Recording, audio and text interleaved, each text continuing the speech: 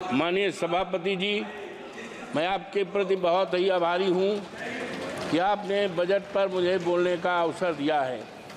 माननीय, मैं मर्यादा पुरुषोत्तम प्रभु श्री राम की धरती से और डॉक्टर राम मनोहर लोहिया, आचार्य नरेंद्र देव और अशफाक उल्लाह की शहीदी धरती से आया हूँ। मान्यवर, मैंने वित्त मंत्री द्वारा रखे हुए 70 पृष्ठों के बजट को देखा और कई बार देखा, दूरबीन लगा कर देखा, लेकिन अयोध्या का नाम नहीं है, उत्तर प्रदेश का नाम नहीं है। मान्यवर, वो अयोध्या है प्रभु श्री राम की मर्यादा का अयोध्या है, जिसने केवल अयोध्या में ही नहीं, प्रभु श्री राम की मर्यादा सारे देश दुनिया में। और मान्यवर, भारतीय जनता पार्टी ने अयोध्या के नाम पर राजनीति की है, व्यापार किया है, लेकिन आज बहुत ही दुखित मन से मैं बोल रहा हूँ, कह रहा हूँ, निवेदन कर रहा हूँ इस आदरणीय सदन में कि अयोध्या के नाम को, अयोध्या के विकास को पूरी तरह से नकारा गया है।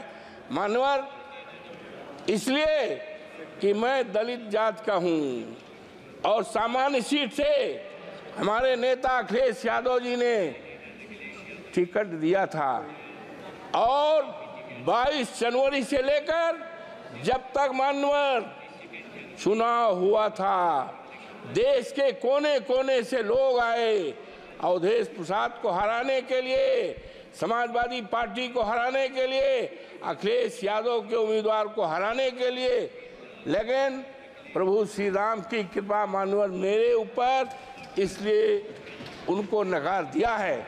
मान्यवर, इसलिए नकारा है कि वहाँ के लोगों को, जो प्रभु श्री राम के प्रजा थी, श्री राम को बहुत प्यारी थी, उनको सताया गया है, उनके घरों को ढहाया गया है। मान्यवर, चाहे वो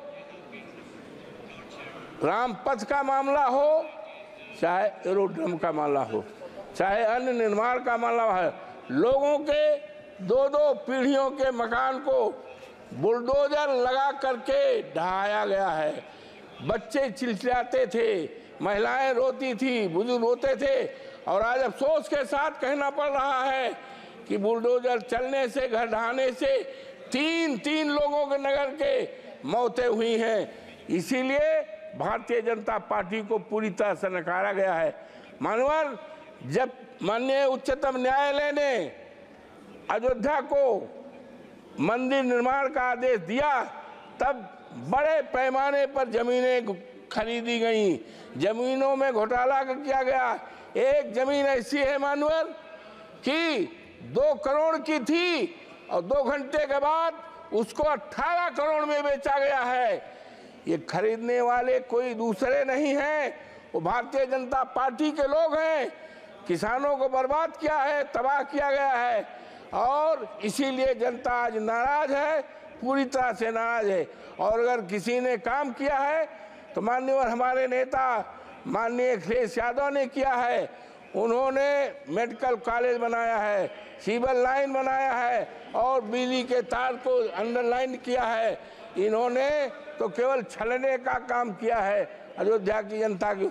मान्यवर, गुप्तार घाट है जहाँ पर निषाद लोग रहते हैं और भगवान राम को तारे हैं, निषादों की बस्ती को धराशायी कर दिया है और वहाँ पर दुकानें बनाई हैं। दुकानें किसको दिया है? बड़े बड़े करोड़पतियों को दुकानें दिया है और निषाद राज को बिगाड़ा गया, उजाड़ा गया है। आज वहाँ की जनता बहुत परेशान है।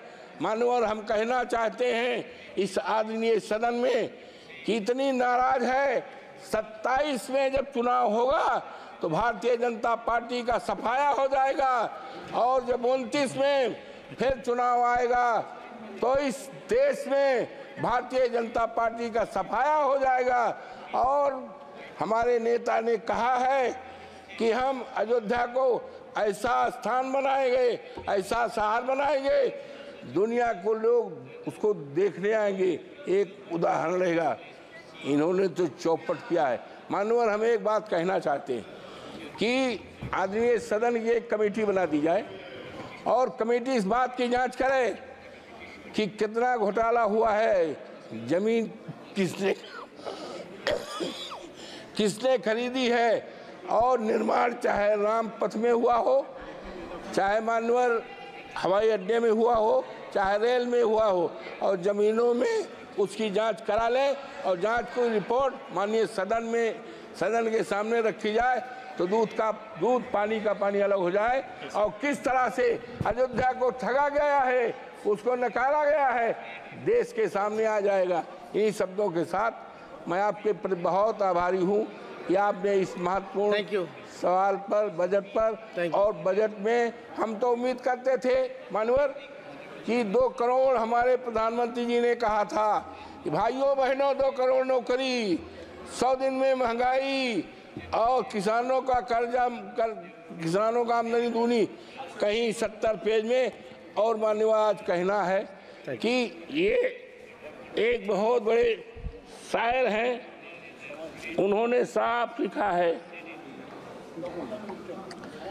प्रसिद्ध शायर हैं जावेद अख्तर का एक शेर है, मानवर, जीना मुश्किल है कि आकर जरा देख तो लो, लगते हैं लोग परेशान, जरा देख तो लो, ये नया शहर है तो खूब खूब खूब बसाया है तुमने, क्यों पुराना हुआ वीरान, जरा देख तो लो।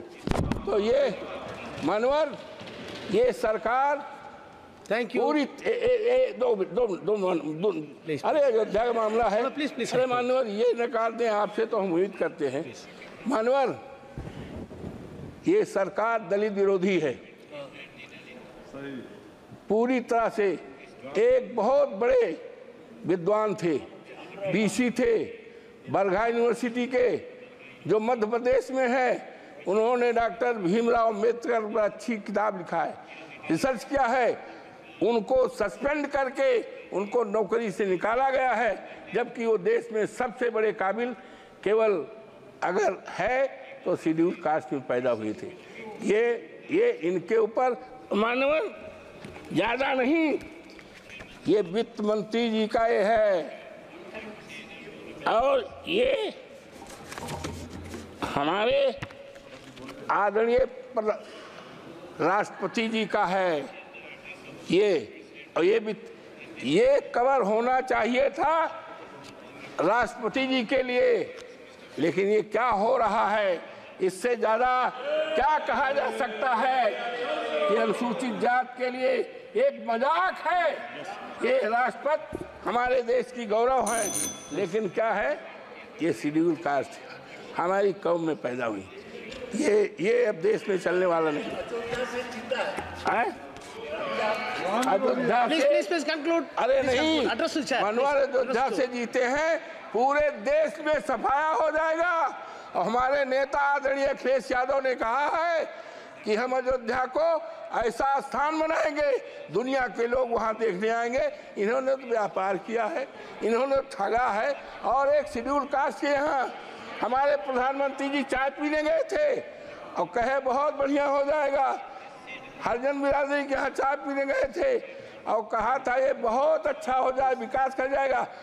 आज मान्यवर दिखवा लें, वो परिवार वैसे का वैसा है।